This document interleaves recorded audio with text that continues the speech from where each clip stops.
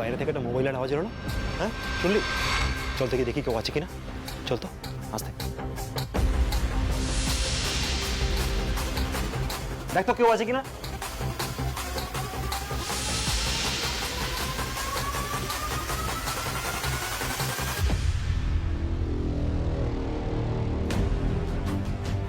কেউ ছিল না তো জাকি, রিসোর্ট তো পুরো ফাঁকা, আর এর মধ্যে কেউ কোথাও চলে যেতে পারে নাকি? কেউ তো একটা ছিল। আমি কি এতটা ভুল শুনবো? আরে ফোনের আওয়াজ শুনেছিস হয়তো, কারণ গলার আওয়াজ তো শুনিস। আচ্ছা ছাড়, বাদ দে, চো খাওয়া ঠান্ডা হয়ে যাচ্ছে। খাওয়া ঠান্ডা হয়ে যাচ্ছে, চো খেয়ে নি।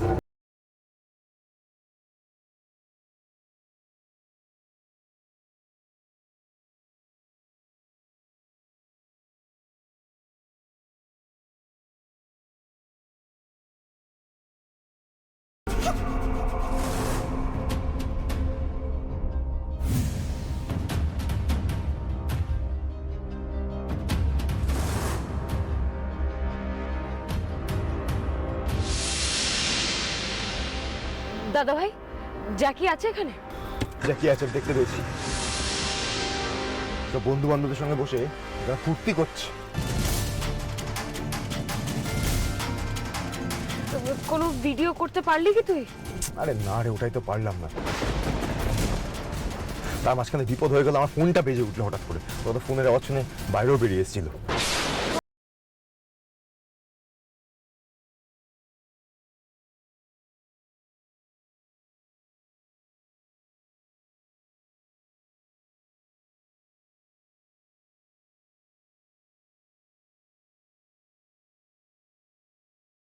হ্যালো হ্যালো স্যার, আপনি ঠিক আছেন তো? ওই শয়তানটার খোঁজ পেয়েছেন? আপনি ফোনটা কেটে দিলেন কেন তখন? আমার তো খুব চিন্তা হচ্ছিল। আস্তে আস্তে শ্যামলী, আস্তে। হ্যাঁ আমি জ্যাকিকে দেখতে পেয়েছি, কিন্তু ভিডিওটা করতে পারিনি। সেটা নিয়ে প্ল্যানিং করতে হবে। বাড়িতে আসুন, সামনাসামনি কথা হবে, ঠিক আছে? না না, আপনি না একা বাড়িতে ঢুকবেন না। আমাদের জন্য অপেক্ষা করুন, আমরা আসছি। আমাদের সঙ্গে বাড়িতে ঢুকবেন, না হলে অনেক প্রশ্নের সম্মুখীন হতে হবে আপনাকে। শ্যামলী, শ্যামলী আপনি ঠিক আছেন? শ্যামলী, শ্যামলী। স্যার স্যার আপনি শান্ত হন, আপনি একদম চিন্তা করবেন।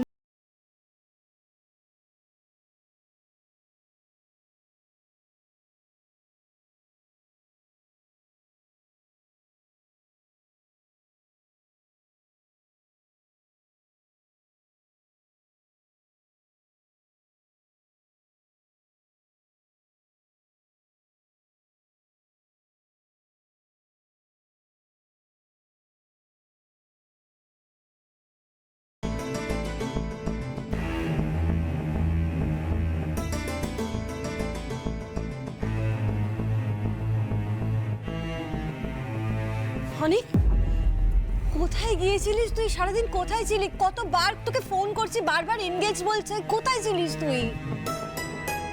আরে কথার উত্তর দিচ্ছিস না কেন? আর আমাদের সবাইকে এরকম ধোঁয়াশার মধ্যেই রেখেছিস কেন বলতো? কি করছিস, তোদের কি প্ল্যান, কি করবি কিছু জানি না, কিছু জানতেই পাচ্ছি না। তোদের জন্য চিন্তা হচ্ছে, প্রিয়া প্রতিমের জন্য চিন্তা হচ্ছে। আশ্চর্য। আরে ওদের একটু জিরোতে দাও। এসে থেকে এক গ্লাস জল পর্যন্ত খায়নি ছেলে মেয়েগুলো। না না, তা বলে তো চুপ করে বসে থাকা যায় না। এমনিতেই তো অনি এখন মেয়েদের বুদ্ধিতে চলছে। কখনো তিস্তা, কখনো এই মেয়েটা ওর মাথা খাচ্ছে। আর এদিকে আমার ছেলেটা, ও তো জেলে বসে বসে পড়ছে। দাদা ভাই প্লিজ একটা রিকোয়েস্ট করব, তুমি শ্যামলীর কথা মতো চলো না প্লিজ। ওর যে কি ইন্টেনশনস আমরা কেউ জানি না। ও তোমাকে দিয়ে কি কি করিয়ে নেবে, তার ফল কি হবে তুমি তো আগে থেকে প্রেডিক্ট করতে পারবে না, তাই না? অনিক দেখ, একটা কথা বলতে আমি বাধ্য হচ্ছি। তুই কাজটা মোটে ঠিক করছিস না। সমস্ত ডিসিশন নিজে নিজে নিয়ে ফেলছিস। যখন সবাই তোকে বললো কেসটা তুলতে, তুই তুললি না, উল্টে কি করলি? কাল থেকে তুই বেপাত্তা। আজকে সকালে তুই উধাও। কোথায় যাচ্ছিস, কি করছিস, আমরা কেউ কিচ্ছু জানি না। একটা কথা বলবি, তিস্তা তো একটা বাইরের মেয়ে, তোকে আমরা কি করে ট্রাস্ট করি বলতো? তারপর আজকে তুই একে সঙ্গে করে নিয়ে গেলি। একটা কথা বলছি আমি, হ্যাঁ অনেক প্লিজ কিছু মাইন্ড করিস না। এই শ্যামলী আজ অব্দি খারাপ ছাড়া ভালো কিছু করেছে বলে আমার মনে পড়ছে না। তুই প্লিজ ভুলে যাস না, প্রতিম আমার ভাই। কি বললি ওরু? প্রতিম শুধু তোর ভাই? আমার ভাই না, প্রিয়া আমার বোন না, কি বলছিস অরু? আমি অনিকেত মল্লিক জোড়াবাড়ির বড় ছেলে হিসেবে কথা দিচ্ছি সকলের সামনে, আমি প্রিয়া আর প্রতিমকে সসম্মানে এই বাড়িতে ফিরিয়ে আনবো।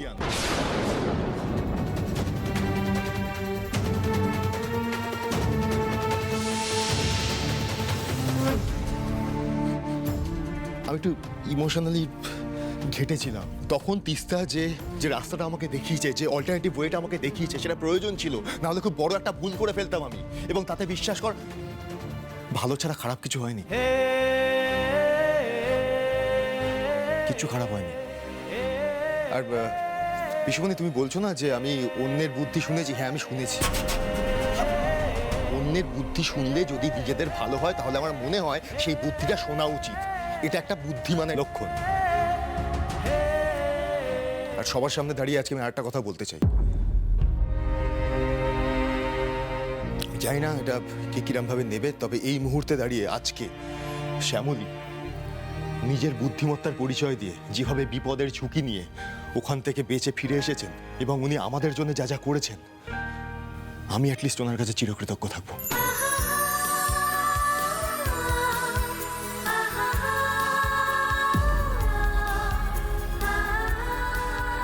আজ আপনি অরুদাদার কথা শুনলেন না স্যার, আমার কথা বললেন। এই দিনটাও দেখালে আমায় মহেশ্বর। আগে তো এই অরুদাদার কথায় আমায় খুনিও ভেবেছিলেন। মহেশ্বর, তোমার জয় হোক। সত্যি দিন পাল্টায়, সময় আসে। এক মিনিট। না না, তুই এইসব প্রাণের ঝুঁকি কি বলছিস রে? আমার তো শুনেই ভয় লাগছে। না না বড়বাবু, ভয় পাবেন না।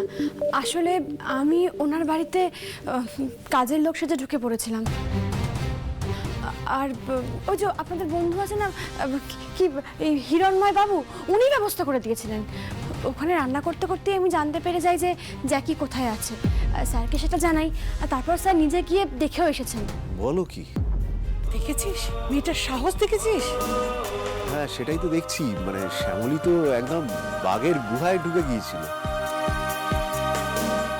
সব কিছুতে শ্যামলী শ্যামলী আর শ্যামলী।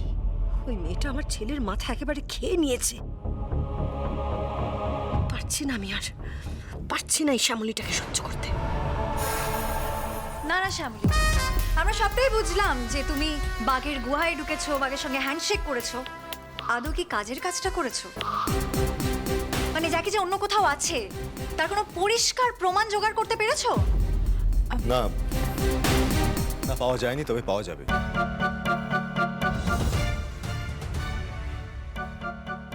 আসলে জ্যাকি করা যে রিসোর্টে লুকিয়ে রেখেছে, সেখান থেকে জ্যাকির ভিডিওটা ঠিকঠাক করে করা হয়ে ওঠেনি, ক্লিয়ার আসেনি ওর মুখটা। তবে করে নেবো আমরা। তাতে লাভ কি হলো?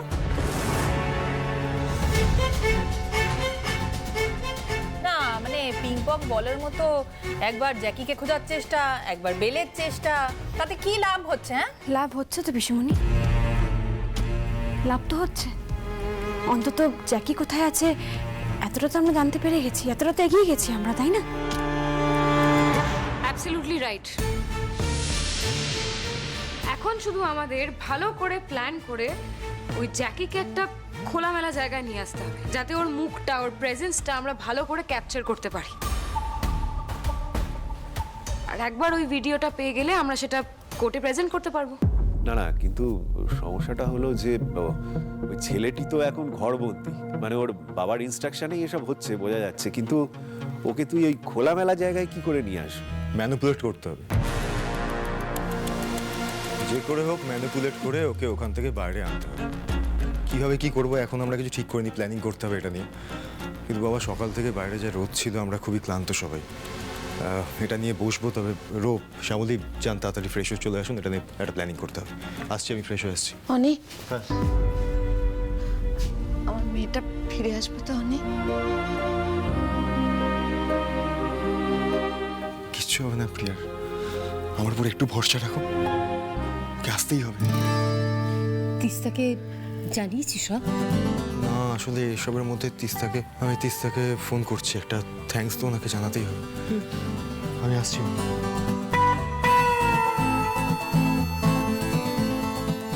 ওরে বাবারে, এবার তিস্তাকে ফোন করবেন আর আমার মুন্ডুপাত করবেন।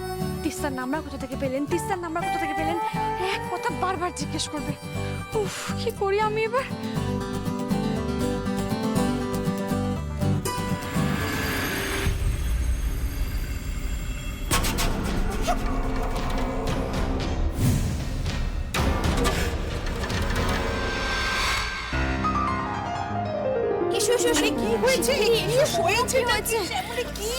আমি জানো আজ না আমি একটা জিনিস ছড়িয়ে ফেলেছি, কিন্তু আমার কোনো উপায় ছিল না।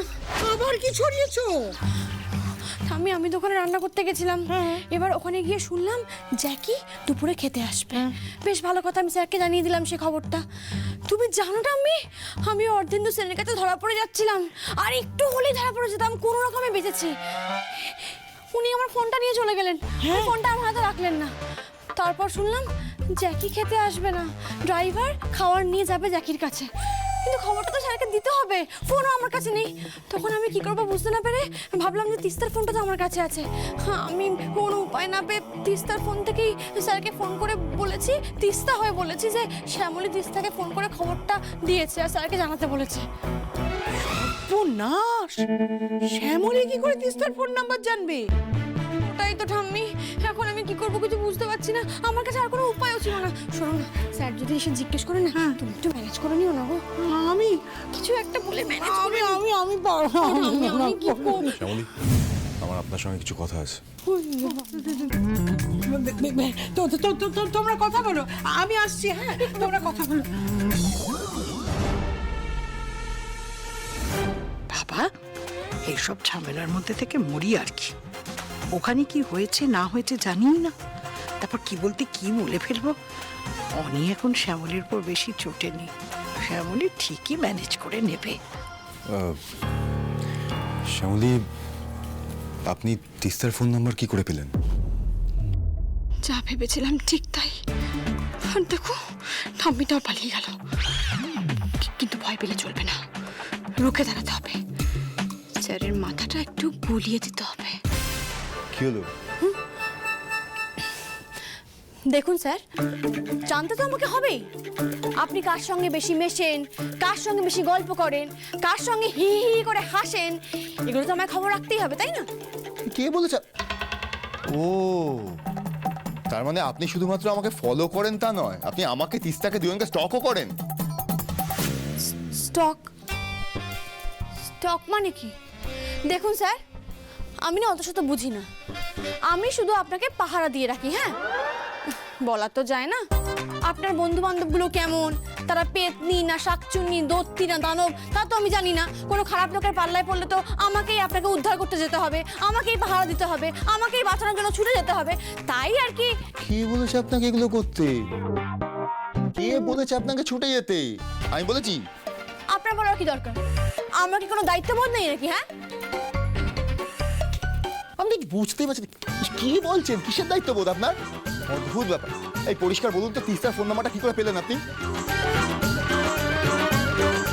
শুনুন, তিস্তা না এমন কোনো বড় হিরোইন নয় যে তার নাম্বার পাওয়ার জন্য আমাকে অনেক কাঠখড় পোড়াতে হবে। 2 টাকার একটা পুটকে মেয়ে, ওর নাম্বার তো যে কোনো রকমভাবে জোগাড় করা যায়, চোখ কান খোলা রাখলেই ওর নাম্বার পাওয়া যায়, বুঝেছেন? এই যে শুনুন, একটা কথা শুনুন, আপনি যে এত কথা বলছেন তিস্তাকে নিয়ে, জ্যাকির ছবি কি করে তুলবেন, জ্যাকির ভিডিও কি করে তুলবেন, তিস্তাকে জিজ্ঞেস করেছেন? না মানে আপনি তো আবার নিজে একা কিছুই পারেন না, তিস্তার বুদ্ধি লাগে, আপনার বুদ্ধি তো লাগে না, আপনার বুদ্ধি কাজই করে না, সব কিছুতে তিস্তা তিস্তা তিস্তা। আমি বললাম স্যার কেসটা তুলবেন না, শুনলেন না, যেই তিস্তা বললো অমনি হ্যাঁ তিস্তা বলেছে, একদম ঠিক বলেছে, অমনি আমাকে ডেকেও পাঠালেন। তাই আমি বলছি আর যে পরের যে পদক্ষেপটা আপনি নেবেন, কিভাবে নেবেন, কি কি করবেন, তিস্তার থেকে কি পরামর্শ নিয়েছেন? যান এবার গিয়ে ফোন করুন আপনার তিস্তা রানীকে, তার থেকে পরামর্শ নিন আপনি নেক্সট পদক্ষেপ কি নেবেন, জিজ্ঞেস করুন। খালি বড় বড় জ্ঞান দেয় আপনার তিস্তা রানী, কাজের বেলায় তার টিকিটাও দেখা যায় না, তাকে নিয়ে আদিক্ষেতা। শুনুন, না না, কি মনে হয় আপনার যে আমি তিস্তাকে ছাড়া কোনো রকম কোনো সিদ্ধান্ত দিতে পারি না? এই জ্যাকির ভিডিও করার ব্যাপারটা, এই প্ল্যানিংটা একাই করবো। সেটা হলেই ভালো হয়, কারণ সব বিষয় বাইরের মেয়ের ওই নাক গলানো আমি ঠিক পছন্দ করি। দেখুন আপনি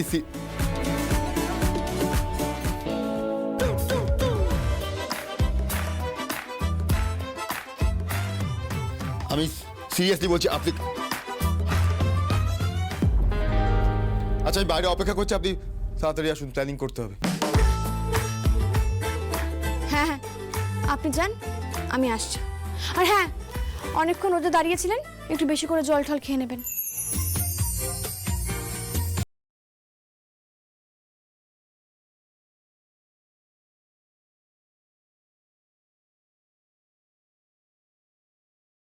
নিয়ে রেখেছিলেন, এইটুকু তো যে কোনো মেয়ে করবে, মানে আমি হলে আমিও করতাম, কিন্তু ভাগ্যিস চেয়ে রেখেছিলেন, নাহলে আজকের পুরো প্ল্যানটাই তো ভেস্তে যেত।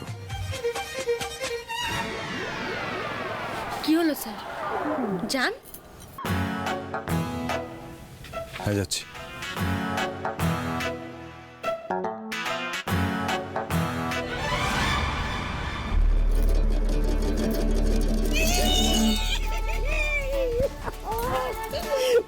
বাঘিনী, বাঘিনী, টুক করে তো বিপদের সময় হাতটা ছেড়ে চলে গেল। আমি তো জানতাম তুমি তোমার বরকে ঠিক ম্যানেজ করে নিতে পারবে সোনা। না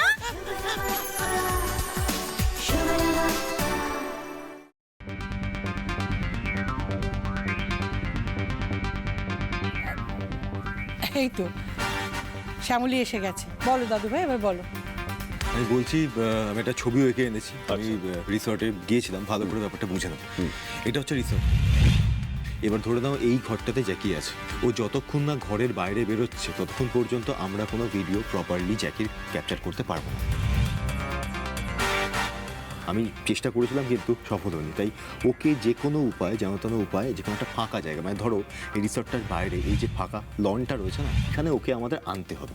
এইখানে আনলে তাহলেই আমরা একটা প্রপারলি ওর ভিডিও ক্যাপচার করতে পারবো, তারপরে সেটা কোর্টে প্রডিউস করলে কোর্ট সেটা গ্রাহ্য করতে বাধ্য হবে। আমার প্রশ্ন হলো যে ওকে লনে কি করে আনবি তোরা? দেখো বাবা, পিসিমণি, কাকিমণি, মামনি, ঠাম্মি, তোমরা বড়রা সবাই এখানে রয়েছো, কিছু মনে করো না, কিন্তু একটা উপায় আমি ভেবেছি।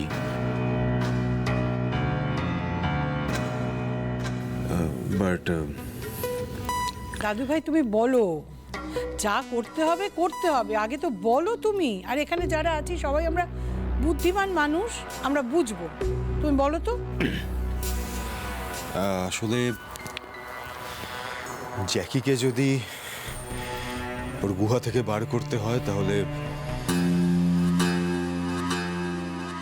অস্ত্র হিসেবে শুধুমাত্র ওর একটাই দুর্বলতা আছে, সেটাকে আমাদের ব্যবহার করতে হবে। জ্যাকির চরিত্র।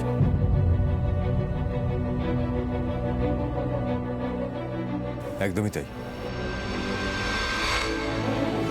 না মানে রূপ, শ্যামলী, কিছু কিছু মনে করবেন না, আসলে আমি যেটা ভাবছি আর কি। স্যার, প্রতিম দাদা প্রিয়া দিদির জন্য আমি সব করতে পারবো। আপনি শুধু বলুন, এত ভাববেন না, লজ্জা পাবেন না। আমি বলতে চাইছি যে যদি আপনি আর রূপ, যদি তোরা দুজনে একটু আলট্রা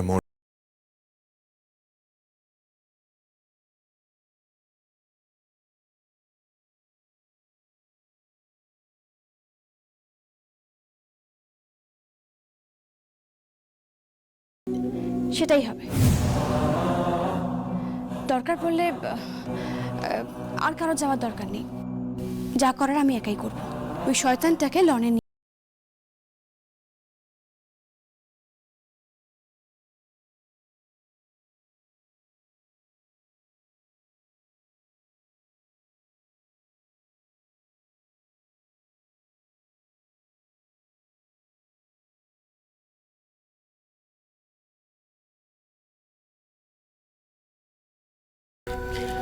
আমি পারবো দাদা ভাই, 100 বার পারবো। আর তুই কেন নিজেকে এক্সপ্লেন করছিস বলতো?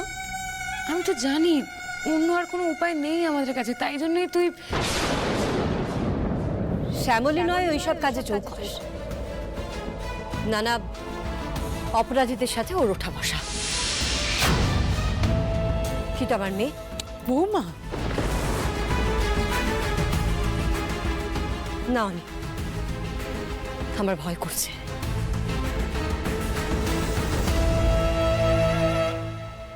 ম্যাডাম, এই শ্যামলী না বাইরের লোকেদের সাথে কথা বলতেই ভয় পায়। আর আপনি বলছেন নাকি আমার অপরাধীদের সঙ্গে ওঠা বসা।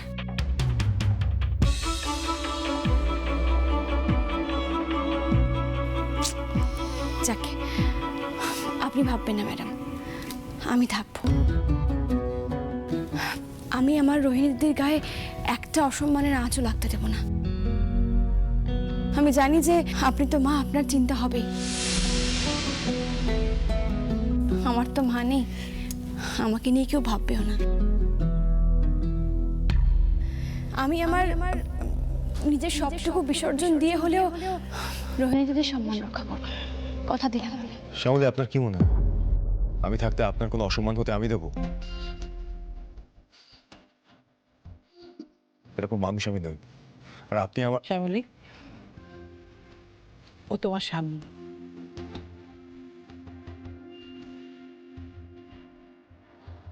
অনি ওর নিজের বোন, নিজের স্ত্রীর অসম্মান হতে কখনো দেবে না। দাদু ভাইয়ের ওপর এই ভরসা আমার আছে, এই বিশ্বাসটা আমার আছে। দেখো, আমি তো পরিবারের বড় একজন মানুষ। আমি বলছি, আমি পারমিশন দিচ্ছি যে সামান্য ছলনার আশ্রয় করেও যদি পরিবারের ভাই বোনের সম্মান রক্ষা করা যায়, তাহলে সেটাই করো। এতে কোনো অপরাধ নেই, অপরাধ থাকতে পারে না।